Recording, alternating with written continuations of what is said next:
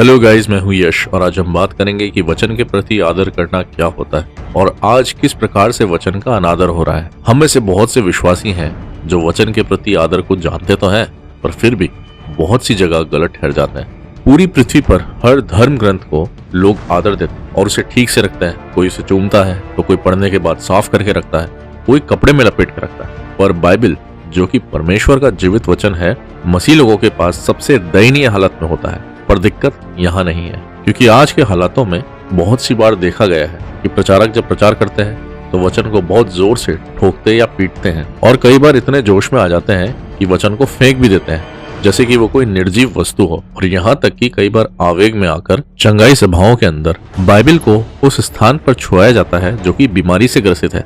जैसे कि अगर पाँव में दर्द हो तो पाँव में छुआया जाता है, सिर में दर्द हो तो सिर में छुआया जाता है, कमर में दर्द हो तो कमर में छुआया जाता है। और ऐसा वे इसलिए करते हैं ताकि वो इंसान ठीक हो जाए। और सिर्फ यही नहीं, कई बार जो इंसान दुष्टात्मा ग्रस्त होते हैं उस व्यक्ति को बाइबल से मारा भी जाता है कि दुष्टात्मा उसमें से निकल जाए। और ऐसा अक्सर गांव क्षेत्रों में या गांव क्षेत्र की कलीसियाओं में आपको ये देखने को मिलेगा। और कई बार जिन कलीसियाओं में कुर्सियां नहीं होती या लोग जमीन पर बैठते हैं, वहां आराधना के वक्त जब लोग खड़े होते हैं तो बाइबल उनके पांवों के पास होती है। तो क्या बाइबल का अनादर भौतिक रूप से भी है, ये भी आज हम जानेंगे, और आध्यात्मिक रूप से किस प्रकार होता है ये भी जानेंगे। और ये सब करना क्या सही है या गलत है, ये आज हम इस पूरी वीडियो में जानेंगे, क्योंकि कोई तो ये सब सही मानता है और कोई गलत। और सच्चाई किसी का पक्षपात नहीं करती, क्योंकि बहुत से लोग वचन की आज्ञाओं को जीवन में पूरा करना ही वचन का आदर समझते हैं। और वचन जो कि भौतिक रूप से एक कागज पर लिखा है या प्रिंटेड है या सिर्फ शाही है, उसे निर्जीव समझकर ये सब बातों पर ध्यान नहीं देते, क्योंकि वह ऐसों के लिए सिर्फ अक्षर है। पर इसी के विपरीत बहुत सारे मसीह विश्वासी वचन को सहेज कर रखते हैं और उसमें लिखी आज्ञाओं को मानते हैं, पालन करते हैं। और इन्हीं के विपरीत कुछ ऐसे भी हैं जो वचन को सिर्फ सजा कर रखते हैं, ना तो आदर करते हैं ना ही पढ़ते हैं। खैर, हमारे अंदर कहीं ना कहीं ये सवाल रहता ही है कि वचन का आदर आखिर किस प्रकार है और भौतिक रीति से ये कितना सही है। क्योंकि हम बहुत सारे बड़े बड़े विश्वासियों को देखते तो हैं कि वो बाइबल को बहुत जोर जोर से पीटते हैं जब वो प्रचार करते हैं, या फिर किसी बीमार के शारीरिक अंगों पर उस वचन को छुआते हैं ताकि वो ठीक हो जाए। या आराधना के वक्त हम लोग कई बार देखते हैं कि जब हम खड़े होते हैं जहाँ पे कुर्सियां और टेबलें नहीं हैं बैठने और रखने के लिए, तब वचन जो है वो कई बार हमारे पाँव के पास होता है। और कई जगह ये भी देखने को मिलता है कि जो दुष्टात्मा ग्रस्त व्यक्ति है उसे कई बार लोग बाइबल का इस्तेमाल करके पीटने लग जाते हैं। तो सवाल सिर्फ यदि भौतिक रीति से ही आदर का है तो वचन का महत्व कहाँ है? क्या सिर्फ आत्मिक दशा में ही है और भौतिक दशा में नहीं? क्योंकि अगर वचन ही में से जाने तो लिखा है भजन 138 और उसके दूसरे वर्ष में, क्योंकि तूने अपने वचन को अपने नाम से अधिक महान किया है। और लिखा है यूहन्ना 1 अध्याय में, आदि में वचन था और वचन परमेश्वर के साथ था और वचन परमेश्वर था। यही आदि में परमेश्वर के साथ था। सब कुछ उसके द्वारा उत्पन्न हुआ और जो कुछ उत्पन्न हुआ उसमें से कुछ भी उसके बिना उत्पन्न न हुआ। उसमें जीवन था और वह जीवन मनुष्यों की ज्योति था। और वचन जो अनुग्रह और सच्चाई से परिपूर्ण था देहधारी हुआ और हमारे बीच में निवास किया, और हमने उसकी ऐसी महिमा देखी जैसी पिता के इकलौते की महिमा। तो क्या यह वही वचन नहीं जो आदि में परमेश्वर के साथ था? क्या यह वही वचन नहीं जो देहधारी हुआ? क्या कोई भी वस्तु उसके बिना उत्पन्न हुई? और जैसा कि इब्रानियों 4 अध्याय में भी लिखा है, क्योंकि परमेश्वर का वचन जीवित, प्रबल और किसी भी दो धारी तलवार से तेज है। तो ये वही जीवित वचन है। हम जानते हैं कि वचन जो निर्जीव कागज पर लिखा गया है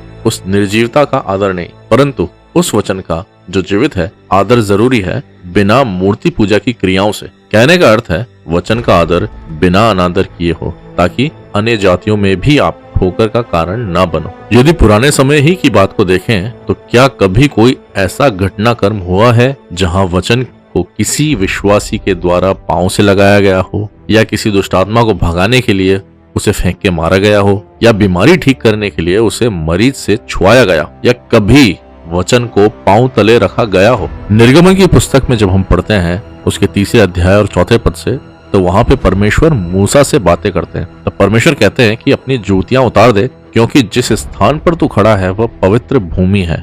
कहने का अर्थ है कि एक निर्जीव भूमि भी परमेश्वर की उपस्थिति से पवित्र भूमि हो जाती है, जहां पर मूसा को अपनी जूतियां आज्ञा पाकर उतारनी पड़ती हैं। जब यीशु मसीह गधी के बच्चे के ऊपर बैठे थे तो लोग मार्ग में कपड़े और डालियां बिछाते थे और अनजाने में ही सही यीशु मसीह के उस पर सवार होने से जिस गति के बच्चे को कोई पूछता भी ना होगा, वह उन कपड़ों और डालियों पर चल रहा था, और ये परमेश्वर की उपस्थिति के कारण से उसके साथ ऐसा हुआ। पुराने नियम की पुस्तक में यदि हम देखते हैं पहला शमूएल और उसके 5वें अध्याय के अंदर, वहां पे वाचा के संदूक को जब दागोन देवता के मंदिर में रखा गया तो सुबह पुजारी देखते हैं कि दागोन देवता की मूर्ति औंधे मुंह वाचा के संदूक के सामने गिरी पड़ी थी, और पुजारियों ने उसको फिर से ठीक किया और खड़ा किया, और फिर से अगली सुबह वही हुआ कि दागोन देवता औंधे मुंह गिरा पड़ा था, और इस बार उसका सिर और हथेली देवड़ी पर कटी हुई पड़ी हुई थी। और इस पूरे अध्याय को यदि आप पढ़ेंगे तो आपको ये पता चलेगा कि वाचा के संदूक में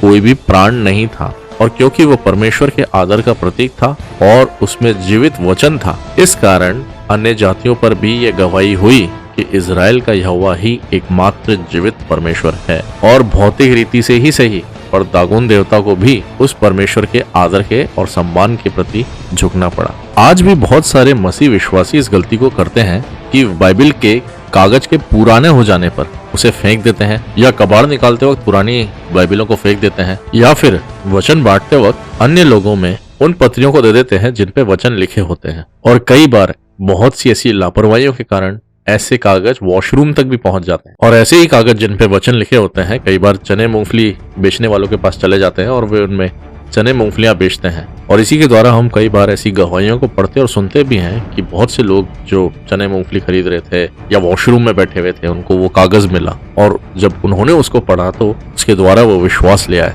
तो ये एक अच्छी बात है, पर उसका अर्थ ये नहीं कि ये हमने किया या हमारे ऐसा करने से किसी के पास वचन पहुंचा, क्योंकि इसका श्रेय तो सिर्फ परमेश्वर को जाता है, क्योंकि ये परमेश्वर का वचन है, ये जीवित वचन है और बिना पूरा हुए नहीं लौटेगा। अगर किसी ने फेंक भी दिया है तो भी, क्योंकि मत्ती अध्याय 5 में लिखा है उसके 18 पद में, क्योंकि मैं तुमसे सच कहता हूँ कि जब तक आकाश और पृथ्वी टल न जाए तब तक व्यवस्था से एक मात्रा या बिंदु भी बिना पूरा हुए नहीं टलेगा। क्योंकि यहाँ पर हमने वचन फेंक कर अच्छा नहीं किया है, और ये चीज हमारी मंशा को दर्शाता है कि हमने किस मंशा से ये किया। और यदि हम जानबूझ करके परमेश्वर के वचन का ऐसा अपमान करते हैं तो स्वयं पर हम दंड लेकर आते हैं। पर अगर कोई अन्य जाति भूल से फेंक दे तो वो बात अलग है। ये ठीक वैसे ही है जैसे कि वाचा के संदूक को जब पलिश्तियों ने हाथ लगाया तो उनको कुछ भी नहीं हुआ, वो बिल्कुल भी नहीं मरे। पर बैत शेमेश में जब वाचा के संदूक को लेकर आया गया, तब जब इजरायलियों ने संदूक को देखा और आनंदित हुए और संदूक में झांका तो 70 मनुष्य फिर 50,000 मनुष्य मार डाले गए। सोचने वाली बात है, ऐसा क्यों? क्योंकि वाचा इजरायलियों के साथ बांधी गई थी, न कि अन्य जातियों के साथ। यह जीवित वचन आज वाचा के रूप में भी हमारे पास है, और इसका अनादर परमेश्वर ही का अनादर है। इसलिए परमेश्वर के वचन का आदर बिना अनादर किए करिए। इसका अर्थ यह नहीं कि अगरबत्ती धूप जलाकर या कोई पूजा का स्थान बनाकर आदर करना है। कहने का अर्थ है मनुष्य की उन क्रियाओं और विचारों से जिनसे वचन का अनादर होता है उसे नहीं करना है, क्योंकि यह कोई मामूली किताब नहीं है, यह परमेश्वर का ताया हुआ वचन है। और सबसे ज्यादा हमले इसी कारण इस जीवित वचन पर होते आए हैं, क्योंकि मनुष्य पाप से आकर्षित होता है और शैतान के बहकावे में रहता है। वह सत्य को दबाने की कोशिश करता है, फिर चाहे वह वचन को भी नकारने जैसी सोच क्यों न हो। और यही वो क्षेत्र है जहां हम आत्मिक या आध्यात्मिक रीति से परमेश्वर के वचन का अपमान करते हैं। हम सबके पास आज वचन तो है, बहुत से पढ़ते भी हैं, पर क्या समझते भी हैं? या अखबार के समान पढ़ के रख देते हैं, या पढ़कर अपनी समझ के अनुसार शैतान के फुसलाने में आकर वचन को तोड़ मरोड़ कर बोलते हैं कि सत्य को दबाया जाए। फिलिप्पुस को जब एक खोजा यशाया भविष्यद्वक्ता की पुस्तक पढ़ते हुए देखता है तो फिलिप्पुस उससे पूछता है कि जो पुस्तक तू पढ़ रहा है क्या उसे समझता भी है? तो बहुत से लोग वचन पढ़ते तो हैं, वरन दूसरों के लिए पढ़ते हैं पर खुद के लिए नहीं। और कई ऐसे हैं जो वचन को पढ़ते तो हैं परंतु उसी वचन को तोड़ मरोड़ कर अपनी समझ का सहारा लेकर वचन के सत्य को छुपा डालते हैं। क्योंकि पुराने समय में भी झूठे नबी जो थे या झूठे भविष्यद्वक्ता थे, वे वचन को तोड़ मरोड़ कर पेश करते थे और परमेश्वर के सत्य को छुपा डालते थे। और आज भी बहुत से लोग ऐसा ही करते हैं, और जब अन्य लोग विश्वासियों को ऐसा करता हुआ देखते हैं तो वे उनके लिए ठोकर का कारण बनते हैं, क्योंकि वे लोग विश्वास में निर्बल हो सकते हैं। क्योंकि पहला कुरिन्थियों 8 अध्याय और उसके 9 पद में ये साफ लिखा हुआ है, सावधान रहो कहीं ऐसा न हो कि तुम्हारी ये स्वतंत्रता निर्बलों के लिए ठोकर का कारण बन जाए। और आज के समय कितने ही कल्ट या निकुलियों की शिक्षा से लोग भटक रहे हैं, क्योंकि वे वचन पर अपनी इच्छा को सही साधने में लगे हुए हैं, और जब आत्मा उन्हें सही शिक्षा देता है तो स्वयं की इच्छा के सामने वह अपनी इच्छा को महत्व देते हैं और एक सही शिक्षा से मुंह मोड़ लेते हैं। वे वचन पढ़कर भी अपने हृदय में परिवर्तन नहीं ला पाते, पर इसीलिए लिखा है इब्रानियों उसका 3 अध्याय और 15वें पद में, यदि आज तुम उसका शब्द सुनो तो अपने मनों को कठोर ना करो, जैसा क्रोध दिलाने के समय किया था। और वचन के द्वारा जब परमेश्वर बातें करता है तब उसका इनकार करना गलत है, और परमेश्वर के इसी वचन का इनकार, उसे तोड़ना मरोड़ना, उस पे लिखी बातों पर विश्वास न करना, उसे खिलौना समझकर उसका दुरुपयोग करना या उसका इस्तेमाल न करना अपने जीवन में, यही उसका अपमान और अनादर ही है।